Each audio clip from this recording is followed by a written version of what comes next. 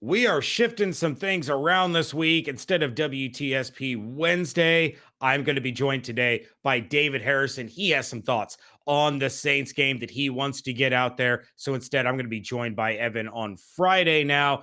But David is here. He has thoughts on the Buccaneers' loss to the New Orleans Saints. We are going to dive into those. We are going to give our takeaways from the game. We are going to hear from all of you, our listeners that called in, venting your frustrations, giving your takes. All that and more coming up on today's Locked On Bucs. You are Locked On Buccaneers, your daily Tampa Bay Buccaneers podcast, part of the Locked On Podcast Network, your team every day.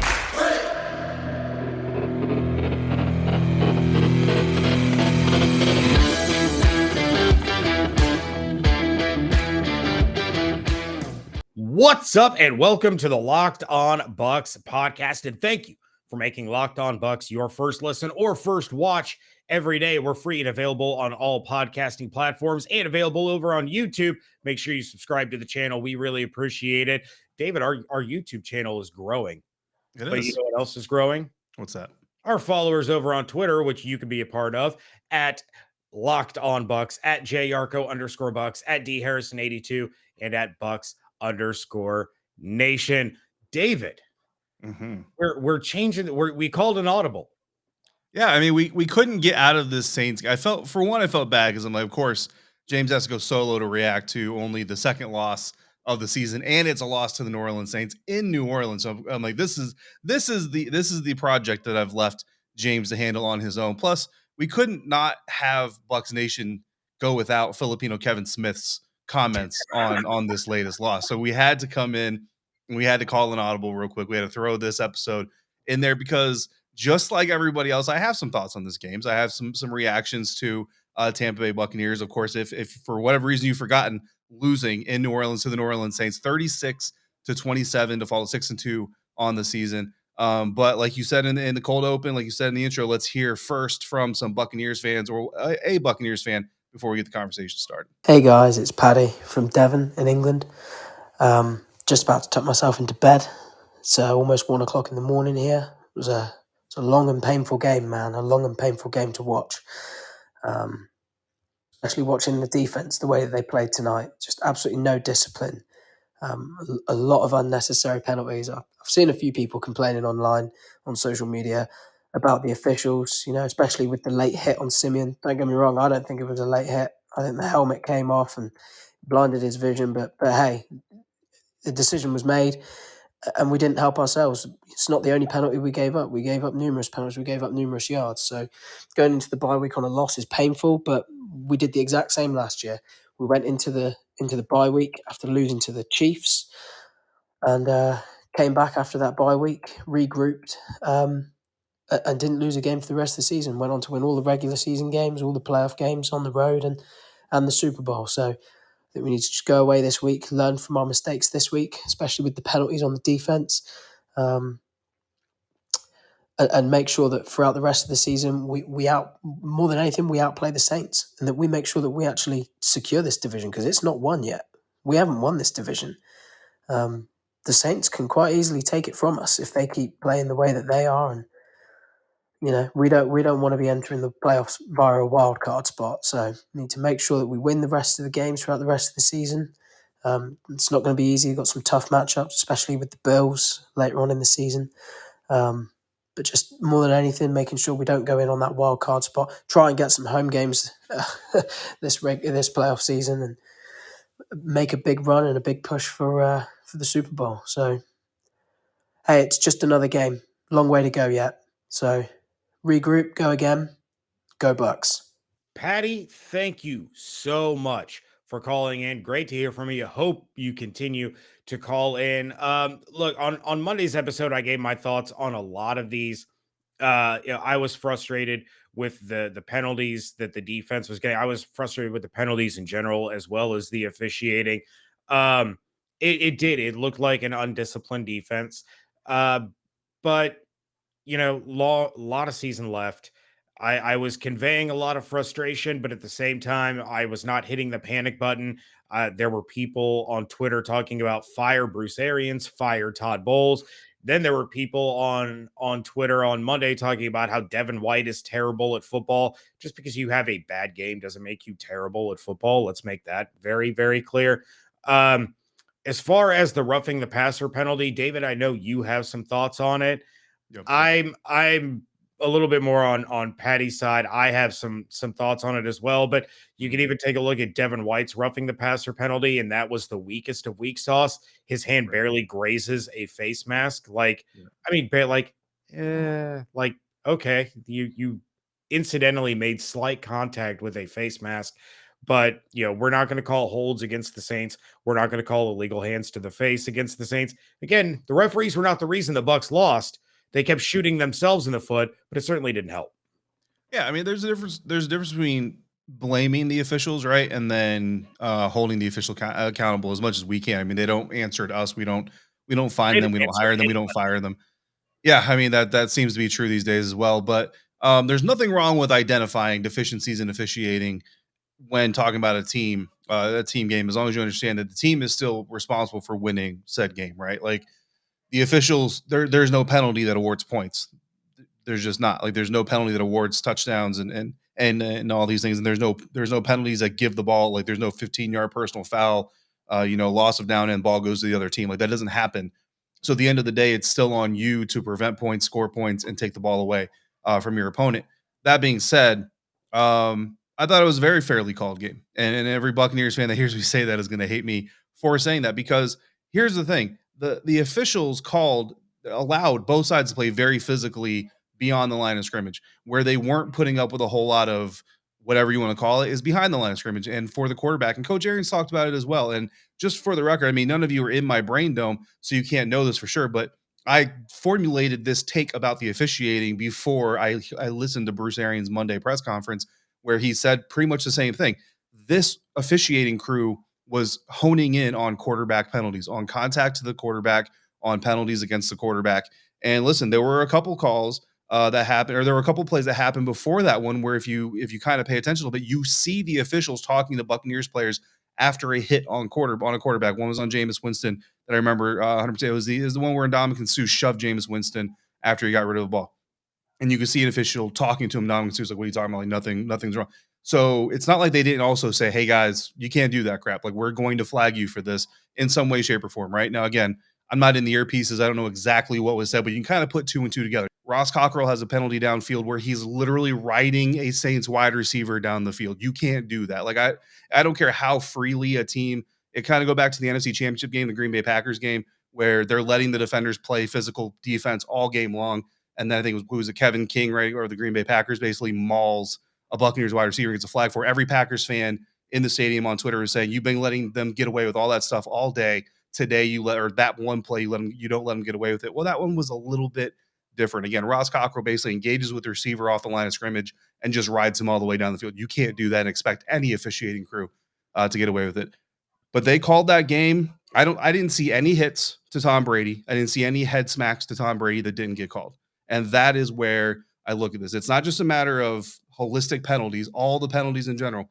That crew was letting them play physical past the line of scrimmage, and they were not letting them play physical against the quarterback. And it was consistent all day. The Buccaneers just kept making mistakes. As far as the heads, like, I agree that some of these rules have gone too far, and they kind of mentioned during the broadcast too that they've gone a little too far protecting the quarterback. I agree with that, but the rules are the rules are the rules. Devin White didn't have to smack Trevor Siemian in the face mask. Like, I get that it's hard to do that full speed. You're going full speed. You're going 100 miles an hour. Things are going to kind of happen. I get that, but that's the rule. And I have thoughts, and I'm gonna try yeah, to keep them as brief as well, we possible. can flip them onto the other side of the break though too. Real quick, I will agree that it's up to the players to make sure that they are playing within the confines of the rules. Mhm. However, I will strongly disagree that the referees called this game the same way for both sides. Because Was there a pen? And this isn't fair for me to say, James Yarko, on the spot as we're recording this episode, but Twitter, how this works. If Tom Brady was getting smacked upside the head or getting hit late all game long and it wasn't getting called, clips would be out there, tweets would be out there, the social media landscape would be a absolutely. buzz of Tom Brady not getting the same calls that Jameis Winston or Trevor Siemian got. and they're not out there. And they're not out there because they, at least from an upfront point of view, they don't exist. And honestly, I don't think Troy Aikman, as a quarterback, would have allowed the officiating crew to get away with giving penalties to one side, not giving the same treatment to the other side during the broadcast.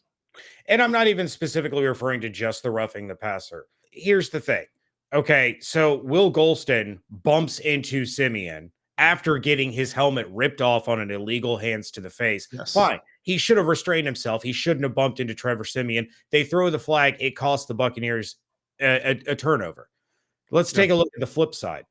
You have Tom Brady throwing an interception on a pass intended for Tyler Johnson, where two different Saints corners at the very least should have been flagged for defensive holding. There was a blatant defensive pass interference. So if you're going to nab Ross Cockrell for riding a Saints receiver down the field, it's not being called equally on the other side, and it costs the Buccaneers the possession. Something that we can agree on, David, is that anybody that buys gas needs to know about Getupside. Our listeners are making up to 25 cents for every gallon of gas every time they fill up.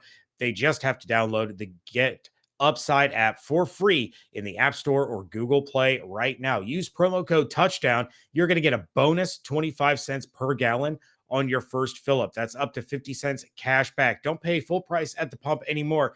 Get cash back using Getupside. Just download the app for free, use promo code Touchdown, and get up to 50 cents a gallon cash back on your first tank. Some people who drive a lot are making as much as $200 to $300 a month in cash back. There's no catch. The cash gets added right to your account. You can cash out anytime to your bank account, your PayPal. You can redeem it for an e-gift card for Amazon or other brands. Just download the free Getupside app and use promo code Touchdown.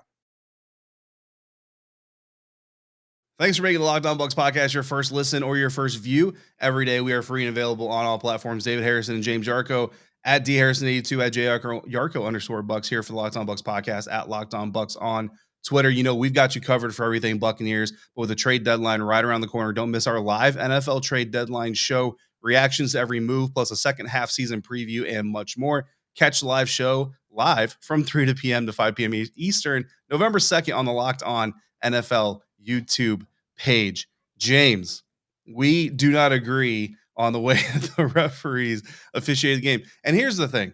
At the end of the day, I don't think, like, unless you and I sit down with an XOS machine and we go play by play, clip by clip, that we're ever going to agree in this arena. That's just something that's never going to happen. And believe me, there are plenty of Buccaneers fans already probably in the comments or in the mentions telling me how wrong I am and whatever other colorful language they decide to use for this. Be respectful when telling David how wrong he is. And that's fine. But at the end of the day, Bruce Arians agrees with me because he talked about it in his press conference on Monday.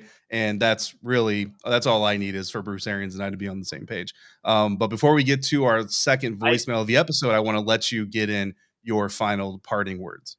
Well, first off, I just think Bruce Arians doesn't want to get fined. Let's put that to bed right now, because if he's out there openly criticizing officiating, he's going to get fined for it. Yeah, but he can get around not criticizing them without saying that it's on his players to play more disciplined football, which is exactly what he said.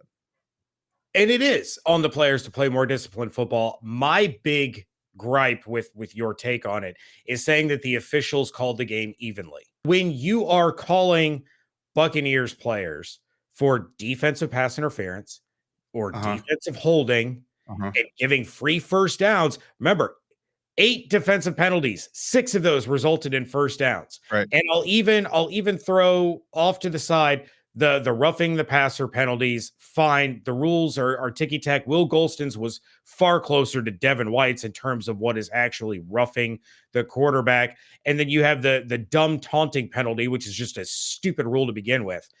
But it's the rule.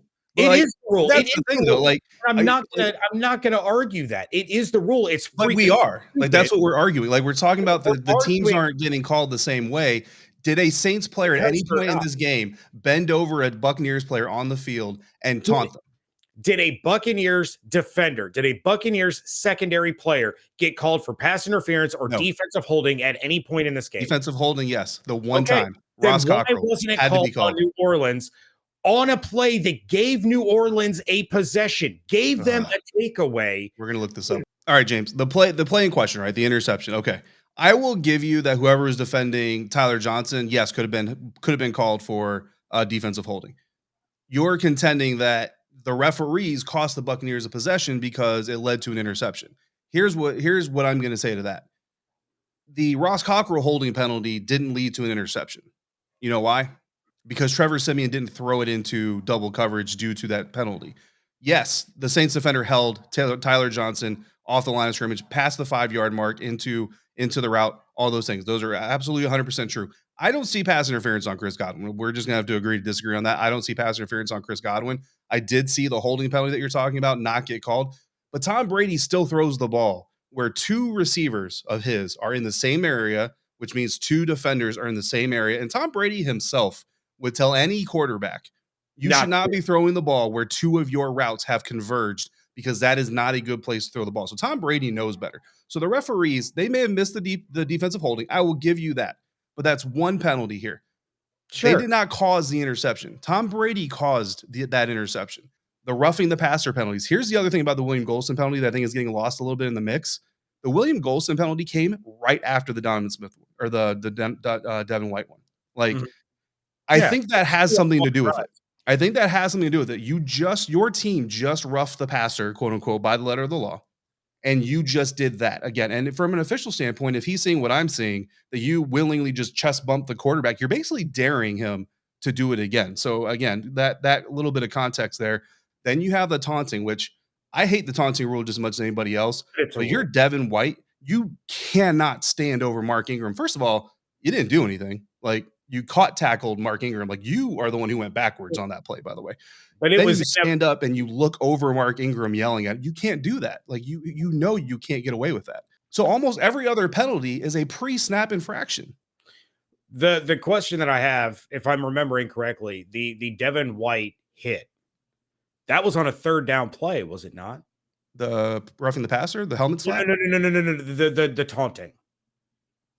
Oh, I mean, are you going to justify the taunting? I'm just saying. No, it was on a 1st and 10, and was it 1st and 10, and Mark Ingram ran for 6 yards. Okay. All right. I just remember, I know it was late in the game. Yeah, it was late in the game, but again, it's a terrible rule. It is a rule, but it's a terrible rule that is horrendously over enforced. I agree. I hate the fact that we're trying to turn emotional football players into robots. Right. Now, all of that said, the defensive pass interference was declined. So that doesn't count. That's not called. I'm just saying, though, we're talking about how the refs called the game. They called one DPI, and it was against the Saints. Right. But and again, I have problems with some of the calls against the Bucs, but not all of them. Some of those were legitimate penalties. There's no doubt about it. But now the question is, if we go back and we watch every single snap, how many similar type plays by the Saints? That's what I'm saying. There's 2 hold penalties. There's 2 hold penalties on the Buccaneers offense. The Ryan Jensen one, I can tell you right now, is absolutely a hold. Absolutely. The Donovan Smith one, I don't remember it in my brain piece. I remember when it happened that I was like, yeah, that's definitely a hold, bro. And did the Saints get away with some holds? Potentially. But again, you're talking 2 penalties, and you're talking penalties on the offense. The offensive penalties isn't what torpedoed this team anyway. It's the defensive penalties. But you go through those penalties. The taunting is a taunt. The horse collar is a horse collar. The roughing the passers, those are legit penalties. They're letter of the law. They're minimum. They're like 5 miles over, 30 and a 25 letter of the law. I agree, but they're letter of the law. And that's what you have to operate within. The other thing, and shout out, I'm 99% sure it was Bailey Adams that tweeted this out. If Jameis Winston doesn't plant his leg and get injured on that play, they're not throwing a flag, because that flag was not thrown until Jameis is laying on the ground and injured. That's until there's I mean, you see calls like that in the NBA all the time, where it's like there's a foul, let's see if it affects the play. If it does, we'll call it. If it doesn't, we'll let it go. Which, I mean, honestly, only feeds into my point, is that they were letting them get away with physical play unless they absolutely couldn't let them get away with physical play, which would be in that situation. That's not a horse collar. It is a horse collar. He has his nameplate. The rule says nameplate in your hand. He has his nameplate in his hand. But you and I grew up up until Yeah, I'm apparently not like two if we're thirds gonna disagree with if we over. want to have episodes talking about whether we agree with rules or not, like Right. we're gonna be here all day. What I'm talking about is from the letter of the law in 2021 NFL season, the It's referees, the penalties they called were legitimate. They were of the rule book, and the Saints did not get away with any neutral zone infractions. They didn't get away with any false starts. They didn't get away with any they offsides. They did didn't get get away with away a with false any start. tauntings. What false start? There was a false start in the second half that the Saints did not get flagged for, and the play resulted in a first down. I Okay. remember vividly tweeting about it from They Bucs. got away with one false start. They didn't get I'm away just with any hits to that's the my whole quarterback point. head. They didn't get away with a horse collar. Like to That's my say whole that point, if though, if is if we the have if to the go back and referees see skew what was this thing, missed. what? That's my whole point, is we have to go back and see what was missed before I'm going to concede that this game was called fairly. And again, we're Yeah, not gonna and we're I'm not not and gonna I'm agree not on and I'm not interested in doing plain and that. plain and simple. We're not gonna agree on But even this. if you want to whittle this down to, well, the Buccaneers had 4 penalties with holds and everything else compared to the Saints' 2, you don't lose the game because of that. Sure. And I didn't say that officiating was the reason they lost. It just didn't help. But Officiating is not there to your, help. your it helped one side. It Your didn't help them. original They point, didn't help them your because the Buccaneers original earned every point, single penalty they got. your original point that the Buccaneers needed to play smarter, more disciplined football and not put themselves in the situation, I agree with 100%. All I'm saying is I am not going to talk about the refs calling the game fairly when there's such a huge discrepancy on both sides. But Well, again, I would have to go back and when watch people can show every me the same single. amount of horse collars, taunts, and hits to the quarterback late or in the head, then I will agree. But a penalty is a penalty. It shouldn't matter if it's a horse collar or a hit But to the head. those are the differences though. When you go through the rest of these penalties, when you go through the neutral zone infractions, the false starts, the holds, they're fairly even. If they're not, it's a couple of penalties for one way or the other, and that's not what's going to get. That's not what's getting fans all riled up over the officials. That's not what has you saying that the referees helped the New Orleans Saints. What's helping? What has people all upset is the 11-2 penalties called. It's the 99 yards compared to 10 called. Again, if you whittle away if you take away the taunting, if you take away the late quarterback hits, if you take away the pre-snap penalties, you're talking about the Buccaneers having maybe 4 penalties for about 25, 30 yards versus the Saints who have 2 for 10. You're not going to lose the game because of that. And fans and media aren't going to be harping about officiating because of that. But again, the Buccaneers didn't do anything or didn't get flagged for anything they didn't earn. And I did not see the New Orleans Saints do any of the things that the Buccaneers got flagged for without getting flagged themselves. Agree to disagree, but I do agree with most of what you are saying. Hey guys, Leighton in Tampa after the stinging Saints loss. Just a quick reaction. Yes, turnovers, penalties, but as was tweeted out on your account, we seem to get the penalties, but then they don't call the ones that the Saints were doing over and over again. So not going to say it's an officiating problem, but Antoine Winfield's interception should have stood. I mean, Golston getting his helmet ripped off, and they couldn't call that one, but going to call it personal foul roughing the passer. I don't agree with it. But anyway, that seems to be how some of these go. So we'll just regroup, and thankfully it's a bye week, and hopefully we'll get the other guys back and make a run for it after the bye. Have a good one, guys. Take care. Go Bucs. All right, Leighton, appreciate the voicemail, buddy. Yeah, we're not going to talk about penalties anymore. We're done talking about penalties on this episode. But we are going to talk about some more things, mainly our biggest takeaway, because there's so much time arguing about things that we can't win or change anyway, that we no longer have time for all of our takeaways. So we're going to give you our biggest takeaways from this game. After this argument, James, I think that we both need some vacation time, which is good because we have a little bit of time off due to the bye week. In life, guys, we're all bound for different things. Some of us like to blame officials, and some of us are realistic about things. Beachbound.com vacations could give you your adventure if you're bound for passion, bound for discovery, or bound for togetherness, whether you're looking for immersion, rejuvenation, or maybe you're bound for encountering the unexpected. Personally, when I'm at a beach resort, I'm bound to end up at the poolside bar or maybe creating my own taco flight, whatever I need to do to get out of my next James Jarko argument. As long as I've got a good view and a good drink in my hand, I'll be happy as can be with beachbound.com. You can find the perfect beach vacation for you, no matter what you're looking for. What are you bound for? Visit beachbound.com today. Wrapping things up here on an argumentative edition of the Locked On Bucs podcast, because we can't even get through an ad read without David taking shots at me. But hey, I love him anyway. We may not always see eye to eye, but we are forever best friends. Yeah, thank you for watching. If those of you who stuck with us, follow us on Twitter at @jarco_Bucs, at dharrison82. I don't know. This might be the most busy our comment section will ever be. Yeah, and most of it's going to be aimed at me, I have a feeling. But let's listen at a Bucs Nation person who has a comment that maybe not will be aimed at me because they haven't heard what I just said yet.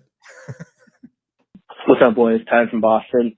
Well, heartbreaking loss. I guess it's the simplest way to put it.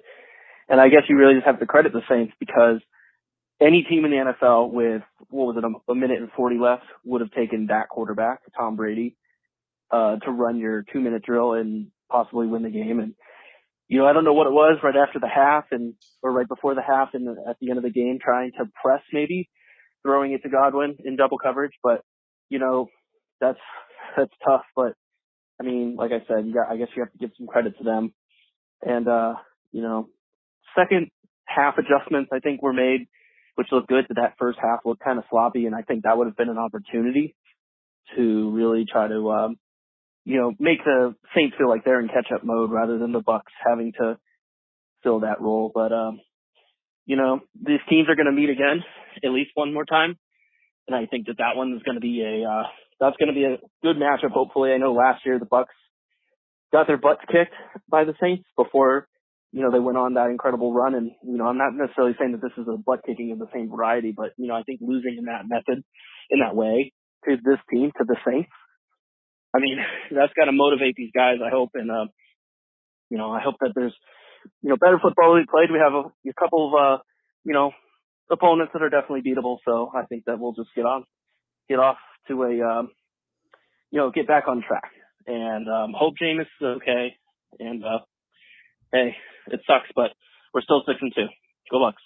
Tyler, thank you very much for the call. Unfortunately, as you all know by now, Jameis Winston did suffer a torn ACL and suffered some MCL damage. He will be out for the season. He may not even be back until after next season begins. We wish him well. You hate to see that happen. I tweeted out from multiple places. I said it in my pick six on Bucs Nation. I said it on here. Rivalry aside, jokes aside, all of that, Jameis Winston is somebody who has done a lot for the Tampa community. There are players, lots of players inside that Buccaneers locker room that still love him dearly. They are all still good friends. Devin White even said after the game that Winston was one of the first text messages that he got after winning the Super Bowl and congratulating him. You hate to see that happen to somebody like Jameis. Wish him well, a speedy recovery. David, I do agree with Tyler there. The Buccaneers did find a way to dig themselves out of quite the hole that they did dig in the first half. And he's right. I mean, pretty much 30 out of the 32 teams, maybe 29 of the 32 teams in the NFL in that situation, down by 2 with under 2 minutes to play, they would love to have Tom Brady under center. It just, Tom Brady admitted it. He made a terrible mistake. He should have thrown it to an open Mike Evans. Instead, he went to his locked on Bucks blessed receiver of the week, Chris Godwin, and it turned out to be a bad decision. But yeah, it is what it is. Yeah, everybody's entitled to a bad decision here and there. Let's David, get on to our biggest takeaways from this game, though, James, as we wrap up this episode. The Bucs haven't learned how to be prey yet. Look, November 3rd of 2020, Devin White tweeted the infamous tweet that they have become the hunted and no longer the hunters. The Tampa Bay Buccaneers then went on to lose 3 of 4 games after that tweet went out, including one to this New Orleans Saints team, of course, and you have the Rams and the Kansas City Chiefs in that mix as well. They still haven't learned how to be prey. At the end of the day, they just didn't match the intensity that the New Orleans Saints did in an intelligent way. The New Orleans Saints came out absolutely amped. Listen, Saints fans, New Orleans Saints media try to downplay the game all weekend, try to be like, it's just another game. You guys aren't really that important to us. You think you're that important. Listen, that Superdome was about as lit as it's ever been since post Hurricane Katrina. Okay, and Hurricane Katrina, the return to Superdome after that deserves all the excitement and all the energy in the world. But this game had a lot of that excitement. If you don't believe me, go ask Ross Jackson, host of the Locked On Saints podcast, because he'll tell you that place was turned up for this game, not for the win, not for everything else, for the game. Period. That place was lit. All right, so the Buccaneers, we saw it against the Rams. They came out and they got bullied. They got pushed around by a Rams team and said, "We are going to take your lunch money today." And the Bucs were just like, "Oh man, we didn't expect this level of intensity from an opponent this early in the regular season." They came out on Sunday and they tried to match that intensity. The problem is a lot of that intensity led to some undisciplined plays, as we've been talking about, not just penalties, but also some other things that happened during the game. And Tom Brady's interception there at the end, especially, is one of those examples. And I think that's both a good thing and a bad thing, right? Because you hate to see them throw an opportunity to win a game away. But I think the good thing is, even with everything that happened, James, they could have won that game. And most of the time, they're going to win that game. Like 8 times out of 10, you're going to win that game if you're a Tom Brady led team. So that's the good side to the bad is that you were in that situation in the first place, because that resiliency is going to help. And I don't know if I would go as far to say this is going to be the turnaround like they had last season, because they don't really need a turnaround. They just need. I mean, honestly, this looks like a team that need to get hit in the face a couple times this season to remember that you are vulnerable. You're not invincible. You can be beaten. So come in and play every game like you need to bring your A game, because they brought A-level intensity. Like the Buccaneers brought A-level intensity to the Superdome. They just didn't bring A-level execution with it. Yeah, and that A-level intensity ended up kind of costing them a little bit, with some of the penalties. They were trying to take it up an extra notch, and they were shooting themselves in the foot. My biggest takeaway is that the bye week comes at the perfect time. It's not time to panic by any means. This is still a 6-2 football team. This is still a team that is first place in the division. Yeah, it stinks now that the New Orleans Saints are a half game behind and they have the opportunity to go into first place while the Bucs are sitting idle. But this is when the Buccaneers need the bye. You saw Gronk come back. He could only play a couple of snaps, started suffering some back spasms. Richard Sherman was the emergency guy. Great to see Levante David get back out on the field. But now these guys get 2 more weeks until their next game against the Washington football team. You're going to have Antonio Brown back. You should have Gronk back. Sherman will probably be able to get on the field. You have Carlton Davis and Sean Murphy Bunting getting close to coming back. One of those two guys, there's a bold prediction for you without having any information whatsoever. Either Davis or Murphy Bunting, at least one of those guys, is going to play against the Washington football team. But on top of all of that, the Buccaneers now have an opportunity to sit back and say, these are the mistakes that we're making. This is what we're not executing. This is what we need to work on. And they're going to come out of the bye much like last year. I'm not going to say just like, but much like last year. They're going to come out of this bye a better football team, a more prepared football team, a more disciplined football team, because they're going to sit there and they're going to say, look at all the mistakes we've made. It cost us a huge divisional game. It's costing us yards. It's costing us opportunities. Brady said he was upset 2 weeks ago that they didn't hang 50 up. Well, these are the kind of mistakes that are making these games far closer than they need to be against opponents that they should be beating by 20 points on a weekly basis. And I'm not saying the Saints are one of those teams, but the Washington football team, they're kind of one of those teams. They are one of those teams. I expect Don't gotta say kinda. I expect a rejuvenated, ready to play, not mistake free, but far fewer mistakes out of this Buccaneers team coming out of the bye. It's right in the halfway point. You couldn't ask for a better time for this team to be able to get right, both healthy and mentally at this point in the season. Yeah, I mean, the only team that needed to get right against a Washington football team that didn't do so far in the 2021 NFL season are the Denver Broncos. They didn't get right against Washington either, but they still won. Okay, so the worst thing that Washington could have coming out of the bye is a pissed off Buccaneers team. I think you're going to get a pissed off Tom Brady. You're going to get a pissed off Devin White. You're going to get a pissed off Todd Bowles. And look, even Dominican Sue, like Like, you want evidence, and I'm not trying to turn stuff back up, but you want evidence that William Golston wasn't in the right there. And Ndamukong Suh even tried to corral him on the sideline, and William Golston didn't want to hear it because he knew 100%. how much he had messed up. So I mean, these guys are not ignorant to their flaws. You know what I mean? They know what needs to be done, and they're professionals. They're going to get it done, guys. The Buccaneers are 6-2. Listen, the New Orleans Saints, especially without Jameis Winston, are not going to finish this season with only 2 losses. They are going to have more. I would be surprised if they don't have at least 5 by the end of the season. So for those people, we try to talk Buccaneers fans back off the ledge. Right? We've been doing it really well for like 7-8 years so far in our careers here, James. Before Tom Brady arrived, and now that Tom Brady's here, let's talk you guys off the ledge again. This game is not going to cost the Tampa Bay Buccaneers the NFC South Division Championship. If the Buccaneers don't win the NFC South, this game is the least of your problems, because there are some opponents coming up that they're going to have to lose to in order to lose the NFC South. That are going to make you so much more upset to lose against than the New Orleans Saints. That's a fair point. That's a fair point. With that, David, we need to get out of here. Make sure you guys come back on Friday. I'll be joined by Evan Klosky. We're going to talk about what we've seen, what we expect to see. We're going to give out some mid-season awards. Thank you to Patty, Leighton, and Tyler. Thank you to all of the comment section who are inevitably defending me against David's shot take. Comments are turned off for this episode. No, they're not. Thank you all for making Locked On Bucs your first listen and your first watch every day. Free and available on all platforms. Make sure that you are subscribing to the YouTube channel, but also make sure that your second listen is the Peacock and Williamson NFL show. Brian Peacock and former NFL scout Matt Williamson give you the expert NFL analysis in less than 30 minutes. It is also free and available on all platforms. You can check out everything David and I are doing over at BucsNation.com. Follow along on Twitter at LockedOnBucs, at JRCO_Bucs, at DHarrison82, and at Bucs_Nation. Thank you to Patty, Leighton, and Tyler for their voicemails. If you want to send one in, the number is 813-444-5841.